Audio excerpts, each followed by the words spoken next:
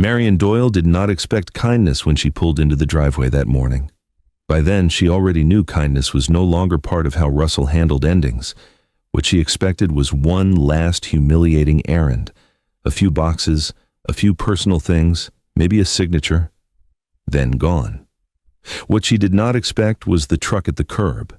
The garage door was open, the side entrance stood wide, and two junk removal men were carrying pieces of her life out into the sunlight as if they were clearing out a place nobody planned to return to.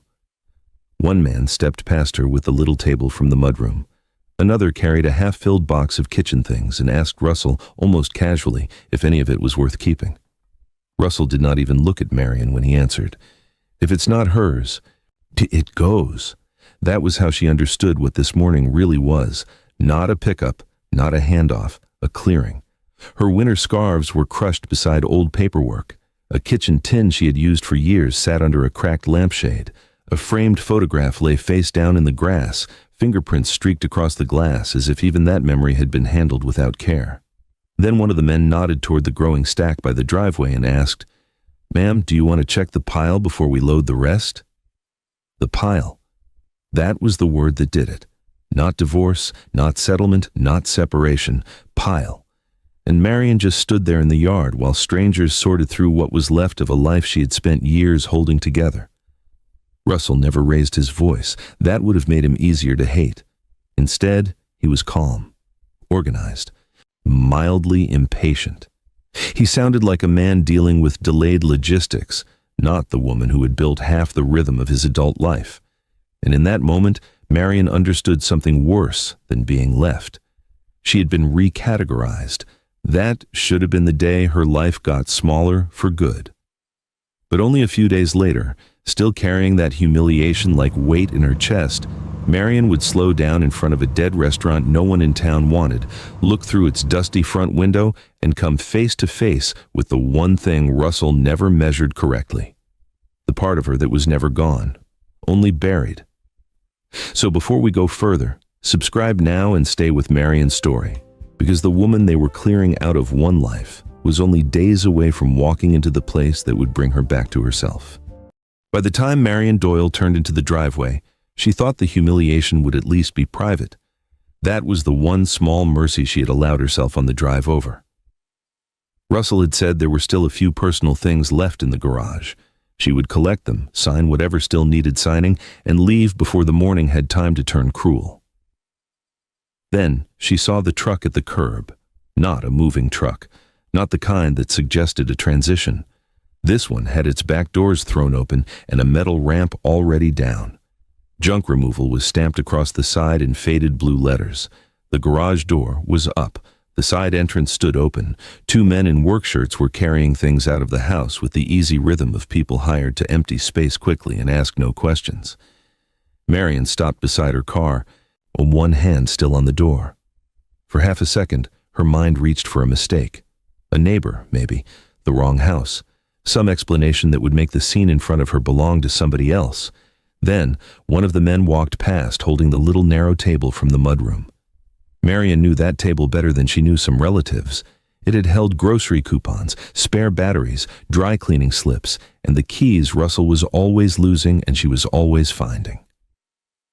Seeing it in a stranger's hands felt wrong in a way she could not explain quickly enough to herself. A second man came out behind him with a half-filled cardboard box pressed against his chest. Dish towels, a dented kitchen tin, loose cords, a cracked picture frame. He paused near the driveway and looked toward Russell. "This any good?" he asked. "Or is it all going?" Russell stood just outside the garage in a button-down shirt with the sleeves rolled once, like this was one more task to get through before lunch. He barely glanced at the box. "If it's not hers," he said, "it goes." Not hers. Marian closed the car door. The sound made Russell turn, though not with surprise, more like mild inconvenience, as if he had expected her eventually, just not in the middle of the workflow. "I thought I was picking up the rest of my things," Marian said. "You are," Russell answered. "I figured it made sense to handle everything at once."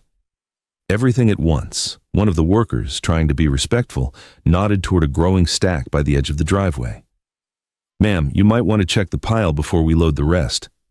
The pile? Marian looked. Her winter scarves had been shoved into a cracked laundry basket. A lamp with a split shade leaned against an old carton of paperwork. A framed photograph lay face down in the grass, one corner pressed into the dirt.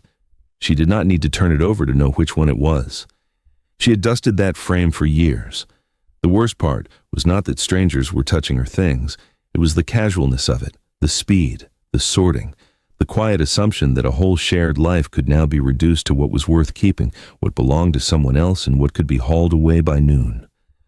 Marian bent, lifted the frame from the grass, and wiped the dirt from the edge with her thumb. Her hand stayed steady. She would not give Russell a scene, not in front of these men, not in front of the house that had already forgotten how to hold her. And standing there in the thin morning light, with the truck open and her life arranged in a discard pile, Marian understood something colder than anger. Russell was not treating her like someone he had lost. He was treating her like the part he was finished clearing out. Marian did not go back to the room she was renting after she left Russell's driveway. She drove straight past the turn for it and kept going. At first she told herself she needed air. Then she stopped pretending this was a decision. She was not headed anywhere. She was just moving, because the image of that open truck and the word pile were still sitting in her chest like something heavy and unfinished. The town looked offensively normal. A pharmacy with its automatic doors sliding open and shut. A church sign with cheerful block letters. A woman loading bottled water into the trunk of an SUV. A man in a reflective vest crossing from a gas station toward the road with a coffee in one hand. Everything kept its shape. Everything kept functioning. Marian gripped the wheel and felt the private insult of that. The world had not shifted at all. Only her place inside it had. So she did what she had been doing for weeks now. She forced her mind toward practical things, where she would sleep after Friday if the woman renting her the room changed her mind, whether the storage unit could hold one more box without forcing her into a bigger monthly fee, how long she could make the money stretch if no extra shifts opened up. Useful thoughts, small thoughts, thoughts that did not ask her to stand too long near the larger damage. That was why she almost missed the restaurant. It sat on a worn stretch of road near a municipal service yard, a tire shop, a loading corridor, and a low brick outpatient clinic with 2 handicapped spaces painted bright blue near the entrance. Not a pretty area, but not dead. People worked here. People passed through here. People got hungry here. The building itself looked finished. The sign was faded. One side of the awning sagged. Dust filmed the front windows so thickly the inside looked dim even in daylight. Marian drove past it, got halfway to the light, then slowed. There was no sensible reason to turn around. She had never run a business. She had bigger problems than an abandoned restaurant on a tired commercial strip. But something about the place tugged at her with a force that did not feel like interest and did not feel like pity. She made the block and came back. Up close, the place looked worse. A paper notice had curled inward on the glass. The metal handle on the front door was spotted and dull. Through the window, she could make out overturned chairs, the outline of a counter, and the empty hush of a room that had stopped expecting anyone. Yeah, she should have stayed in the car. Instead, Marian stepped closer.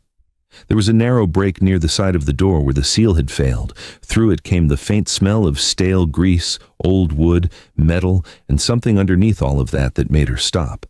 Not freshness, not rot, the ghost of cooked onions, burned off heat, the after-scent of a kitchen that had once moved fast and hard, and before Marian had time to decide what she was doing, her eyes were already working. The counter was wrong for lunch traffic. The path from the kitchen to the front was too tight. Something near the back had likely forced staff into each other during a rush. Even from outside, she could feel the wasted motion in the room. That was the first moment that unsettled her.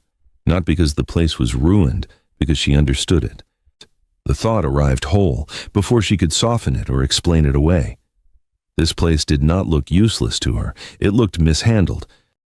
Marian stood at the window longer than she meant to. One hand resting against the dusty glass, eyes fixed past her own reflection, trying to see deeper into the dark shape of the room. From the road, the place looked finished. That was what anyone else would have seen. A dead dining room, Chairs turned upside down, a counter sitting in shadow, no movement, no warmth, no reason to stop. But Marian was no longer seeing the room the way a passerby would. Her mind had already moved somewhere else.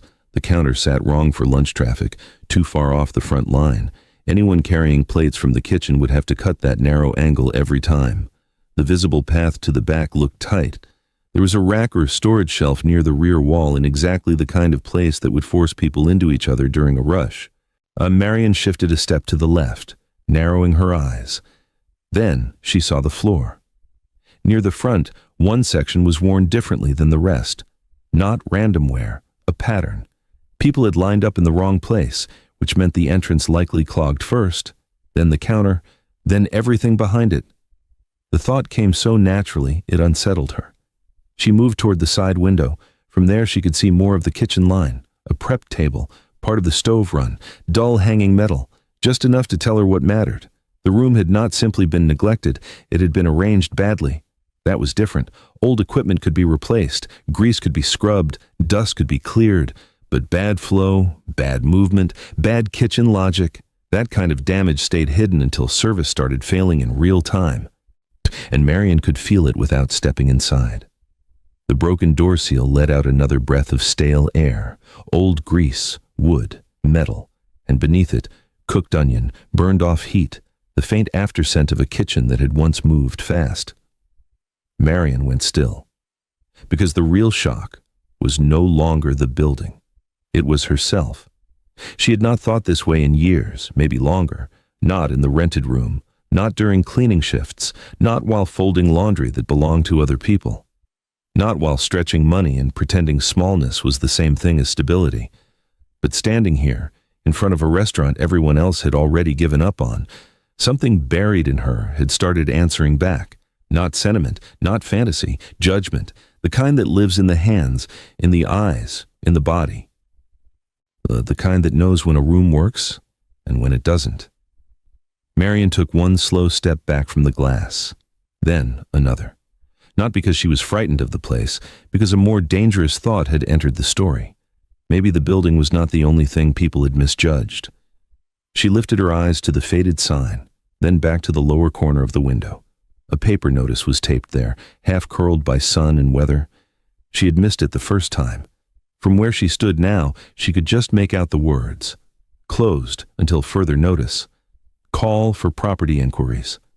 Marian stared at the number beneath it, and for the first time that morning, she did not feel pushed out of a life.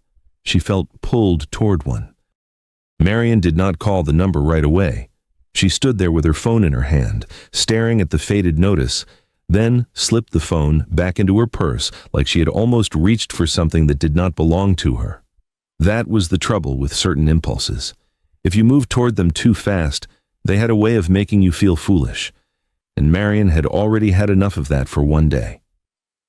She went back to the car, sat behind the wheel, closed the door. The lot stayed quiet around her. A delivery van pulled up outside the clinic across the road. Somewhere beyond the tire shop, a metal gate clanged shut. The world kept moving in ordinary sounds, while Marian sat there with the shape of that kitchen still fixed in her mind. She gave herself every sensible reason to let it go. She did not have money to play with. She did not have a business plan. She did not have the kind of resume people respected. And she did not have the strength for one more situation that could turn embarrassing halfway through. That should have been enough. But her eyes kept going back to the building, to the window, to the counter, to the front of the place where people should have been able to move quickly and clearly hadn't. Before she could talk herself out of it, Marian pulled her phone back out and dialed. The man who answered sounded tired before he said more than 3 words. Not rude, not sharp, just worn down in the particular way people sound when a property has been disappointing them for too long. Yeah? Marian almost ended the call. Instead, she said, I'm calling about the restaurant on Mercer. Is it still available? A short pause. For lease, maybe sale, depending, he said. Who's asking? That was enough to make Marian sit straighter. No one had asked who she was in a tone like that in a long time. Not hostile. Just practical. The kind of question that assumed answers mattered. My name is Marian Doyle, she said. I was outside it just now. Another pause. Then, you looking for details or just curious? The question caught her, because she did not want to sound naive, and she did not want to sound more certain than she was, so she chose the truest thing she had. I think it's been set up wrong, she said. Silence. Not dead silence. Listening silence. When the man spoke again, his voice had changed a little. What makes you say that? Marian looked through the windshield at the building. The front flow's bad, she said. At least from what I can see.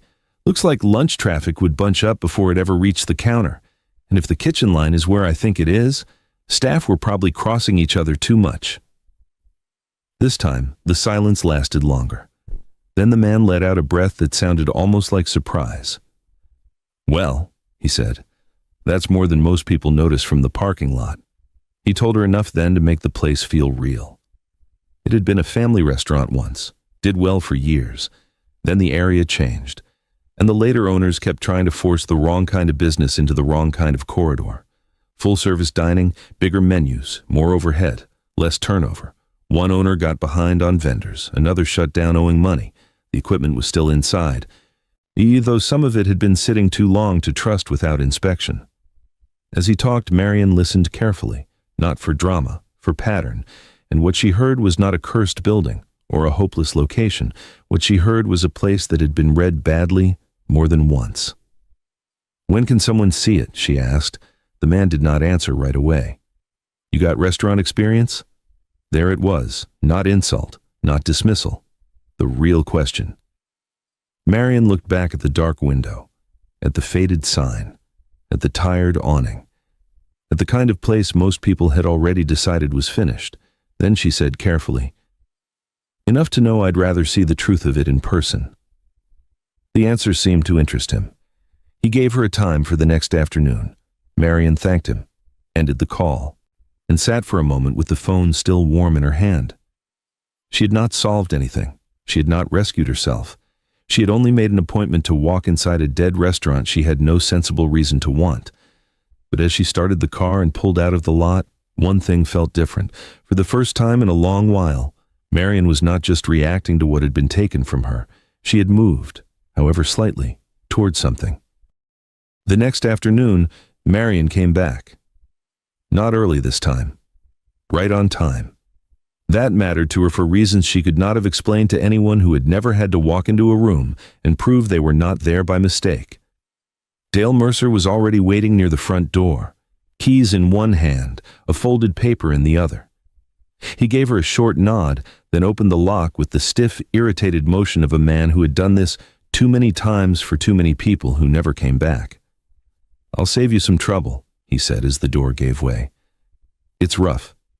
Then he stepped aside. The smell hit first. Dust, old fryer oil, damp paper, dead refrigeration, the stale heaviness of a room shut too long. Marian paused just inside, letting her eyes adjust. The dining room was bigger than it needed to be. Too much empty floor. Some too much wasted promise. The kind of setup people chose when they wanted to look like a destination instead of serve the people actually passing through.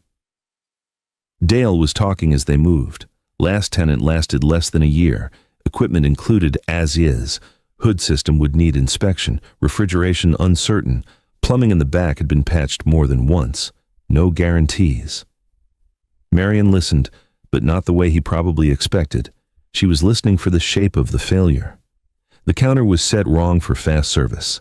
The drink station sat in the path instead of off to the side. The front had been arranged to impress people who planned to sit, not feed people who needed to move. Even before she reached the kitchen, Marian could feel the delay built into the room. Inside the back, the truth got sharper. The prep space was cramped in the wrong places and too open in the useless ones. Shelving blocked movement. The line between cooking and service had no clean rhythm to it. One person moving quickly with hot food would have forced everyone else to adjust around them. Dale stopped talking when he noticed Marian was no longer just looking. She was tracking. Her eyes moved from the stove line to the prep table, to the reach-in refrigerator, then to the dry storage rack jammed too far into the back corner. Why would anybody put that there? She asked. Dale followed her gaze. Put what there? That shelf, Marian said. You block that much floor. People coming off the line are cutting too close. During lunch, they'd be crossing each other. Dale looked at her a second longer than before. That wasn't original, he said. Marian gave one small nod. She had known it. She moved farther in, looked at the hand sink, the order window, the path to the back. And that register placement out front, she said. If the line formed at the entrance, orders backed up before the kitchen ever had a chance. This time, Dale did not answer right away. He studied her. You've worked in restaurants? Marian kept her eyes on the room. In kitchens, she said. Some private homes, some prep work, some catering overflow. She let a beat pass. Enough to know when people have been fighting the room instead of using it. That was the truest thing she had said all day. Because what unsettled her now was not that she could see the problems. It was how easily she could see the fixes. Shorter front menu, faster turnover, tighter counter use, takeout emphasized. A lunch built for workers, not lingering tables. Fewer dishes, cleaner movement, less waste, less pretending. The thoughts came one after another, steady, practical, unwelcome only because they arrived with so much force. For a moment, Marian forgot herself enough to ask, what were they trying to be here? Dale gave a dry breath that might have been half a laugh. Everybody wanted it to be nicer than the Strip, he said. That was usually the mistake. Marian looked around again. There it was. Not bad luck, not some cursed property, just the wrong ambition, over and over again. A place trying to impress the wrong people. And then, just as quickly, the counterweight arrived, because seeing the room was one thing, owning it was another. Marian knew food, movement, pressure, timing, the hidden labor that made service hold together. What she did not know, at least not well enough, was the rest of it.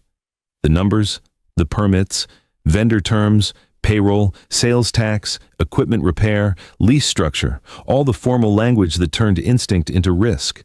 That gap stood in the room with her, just as real as the dead refrigerator and the bad shelving. Dale must have seen something change in her face. Most people walk out by now, he said. Marian looked at him. Maybe most people are looking for the wrong thing. He said nothing to that. He only reached into his jacket, pulled out the folded paper she had noticed before, and handed it to her. It was a basic sheet. Old monthly numbers, partial utilities, rough carrying costs, nothing polished, nothing meant to persuade, just enough truth to do damage. Marian looked down at the figures and felt the chapter turn again, because the room no longer asked only one question. Not, could this place work? Now it was asking something harder. Could she afford to be right? The numbers sat with Marian all night, not dramatically, not like a crisis scene in a film. Worse than that, quietly. A page of rough monthly costs, utilities, carrying expenses, pieces of reality written plainly enough to strip fantasy out of a room. By morning, the restaurant no longer looked like a wounded place she understood. It looked like risk with a roof. Marian folded the paper once, then again, and slid it into her bag before leaving for work. She told herself she was doing the sensible thing now, going back to the small jobs, the useful jobs, the jobs that paid quickly and asked no impossible questions in return. That lasted until lunch. She was wiping down a prep counter in the back of a catering kitchen when the thought came back, sharp and complete. Not the dining room, not the sign, the lunch corridor. The clinic, the yard, the tire shop, the workers moving through that strip with 20 minutes, maybe 30, and no reason to sit under dim lights pretending they had all afternoon. She finished her shift, walked out to her car, and sat there with both hands on the wheel. Then she did something she had not done in a long time. She started testing the idea instead of admiring it. The next 2 days, Marian drove that stretch of road at different hours, early morning, midday, late afternoon. She parked where she could watch without drawing attention, counted trucks, counted uniforms, counted people crossing from the clinic with takeaway bags from somewhere else, watched delivery vans double park, watched municipal workers eat in their vehicles, watched how quickly the traffic changed once lunch began. And slowly, the story of the place changed, not in her heart, in her head. This was not a destination restaurant. That had been the mistake. Nobody here needed elaborate menus or long table service or a dining room trying to look fancier than the strip around it. People here needed food that came fast, stayed hot, tasted real, and did not make them feel cheated when they paid for it. That part Marian understood with unsettling ease, but every time the idea grew clearer, another thought rose to meet it. You do not know the rest, not the lease language, not the permit sequence, not the software, not payroll, not how many things can go wrong before a place opens one door and starts bleeding money. That was the honest part. Marian knew kitchens. She did not know ownership. By the third afternoon, she stopped at a diner on the far end of town and ordered coffee she did not really want. She sat in a booth near the window with Dale's cost sheet open in front of her and a napkin under her pen. One column for what she could see. One column for what she couldn't. Under what she could see, she wrote, bad flow, wrong concept, too much menu, too much dining room, good lunch corridor, takeout potential. Under what she couldn't, she wrote, startup money, equipment repair permits, vendor terms, insurance, how much failure one person could survive. She stared at the second list longer, because that was the real trouble with late life reinvention. It was never just about courage, it was about margin. How much room a person had left to be wrong. Marian folded the napkin and slid it into her purse. Then she looked out the window and saw two utility workers coming out of the drugstore next door with plastic-wrapped sandwiches and bottled tea.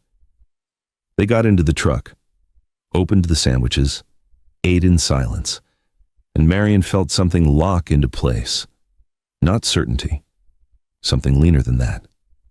Direction. She drove back to the strip one more time before heading to her rented room. The restaurant sat there the same way it had every other time.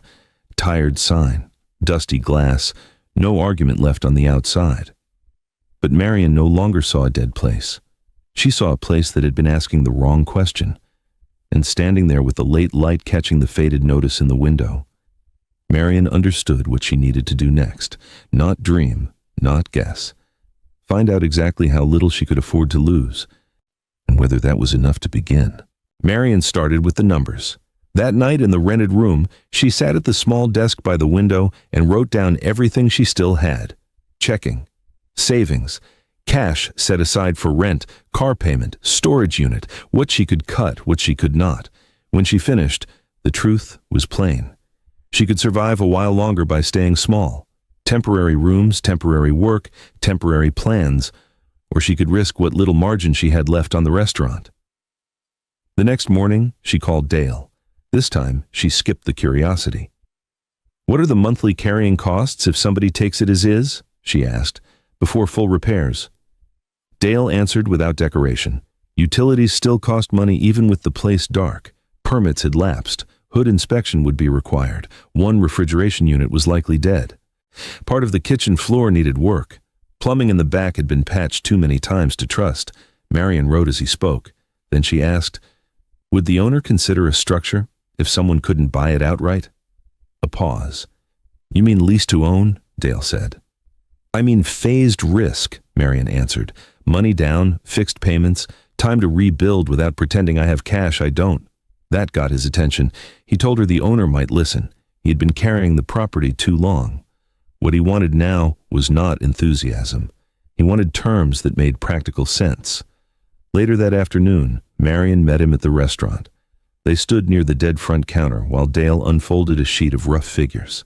A distressed monthly payment, locked purchase option later, repairs on the tenant, permits on the tenant, equipment included with no guarantees. Marian read every line. The first number looked manageable. The rest explained why the building was still empty. One failed inspection, one major repair, one slow opening month. That was all it might take. But even with the risk sitting there in plain language, the shape of the place still held. Not full-service dining, not a broad menu, not another owner trying to look better than the strip. Lunch, early dinner, takeout, fast service, low waste, good portions, food people would come back for. Dale watched her finish the page. If you were serious, he said, what could you actually put down? Marian kept her hand on the paper. There it was, not theory anymore, a number. And the truthful number would not just measure her money, and it would measure how much of her remaining safety she was willing to place on a building everyone else had already written off. She folded the sheet once, carefully, and slid it into her bag. "Give me one day," she said. Dale nodded. No pitch, no pressure. Just a man waiting to see whether she would come back with a real answer. Marian stepped out into the evening air and looked at the faded sign one more time. One day. That was all she had asked for. But by now she understood what that day really meant, not whether the restaurant could work, whether she was willing to risk enough to find out. Marian did not need the full day. By morning, she already knew the number, not the number she wished she had. The real one. The one that left almost no softness between risk and damage. She wrote it down twice before calling Dale, just to make sure her hand did not change it into something safer. When he answered, Marian did not circle the point. "I can do a small down payment," she said. "Not enough to pretend this is comfortable, enough to prove I'm serious. After that, fixed monthly payments and I reopen in stages." Dale said nothing for a beat. Then, "That's lower than he'll want." "It's what's real," Marian said. That answer held, because there was no room left for performance now, no language polished enough to help her if the structure itself made no sense. Dale told her he would call back. He did, just after noon. The owner would meet. No promises, no agreement, just a meeting. That afternoon, Marian sat across from him in a small office behind a hardware warehouse 2 streets over. He was younger than she expected, the son of the original owner, a man who had inherited the building after the family business had already begun falling apart. He looked tired in a different way than Dale, not weary from showing the place, weary from carrying it. He asked the practical questions first. How much cash down? How soon could she start? What was her plan? Had she run a restaurant before? Marian answered each one plainly. No, she had never owned one. Yes, she had worked in kitchens. No, she was not planning to open the full dining room at once. Yes, she would cut the menu hard, lunch first, early dinner later, take out from the start. Repairs in phases. Waste kept low. The man listened, not impressed, not dismissive either. Then he leaned back and asked the real question. Why this place? Marian could have talked about price. She could have talked about location. She could have talked about second chances and starting over, and all the things people say when they want a difficult choice to sound noble. Instead, she told the truth. Because the people who failed here were trying to make it something the Strip never asked for, she said, and because I know what this place should stop pretending to be. That made him look at her differently. Only slightly, but enough. They went over numbers again. He pushed higher. Marian stayed where reality was. He wanted faster timing. Marian refused to promise what she could not control. And he wanted broad responsibility shifted onto her. Marian accepted some, pushed back on some, listened hard for where the deal stopped being difficult and started becoming stupid. That was the line she could not cross, because needing a chance was one thing. Walking blindly into ruin was another. By the end of the meeting, the structure was still dangerous, but believable. A distressed lease-to-own arrangement, small down payment, fixed monthly payments, locked purchase option if she stayed current long enough, repairs and permits largely on her, no promises on equipment, no rescue if she failed. The owner slid the paper toward her. Not a final formal contract yet. Terms first, lawyers after. Still, it was the first page in a long time that did not describe what had been taken from her. It described what she was choosing. Marian looked at the figures one last time. Her stomach tightened. She thought about the rented room, the storage unit, the careful grocery math, the truck in Russell's driveway, the narrow life that would keep going if she said no. Then she picked up the pen. She did not feel brave. She felt exact, and that was enough. When Marian signed the preliminary terms, the fear did not leave. It settled in beside her, quieter now, more permanent. By the time she stepped back outside, the air had gone cooler. The parking lot was nearly empty. Dale was leaning against his truck, waiting to see her face before asking anything. "Well," he said. Marian held up the signed papers. Dale looked at them, then at her. "You just bought yourself a hard road," he said. Marian folded the pages carefully. "No," she said. "I bought myself a chance."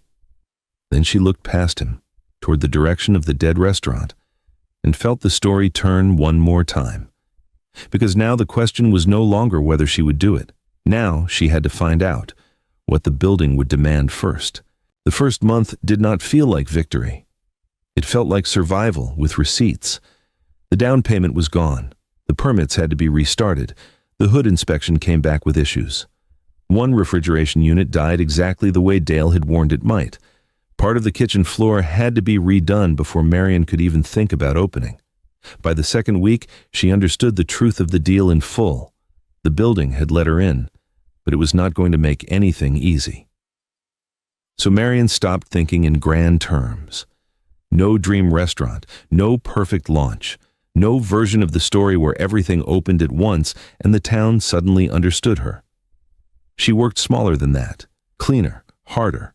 She opened only the front she could manage, cut the menu down to what the strip actually needed. Lunch first, early dinner after, or strong takeout, good portions, fast movement, no wasted ingredients, no decorative ideas that looked better on paper than they worked in real life.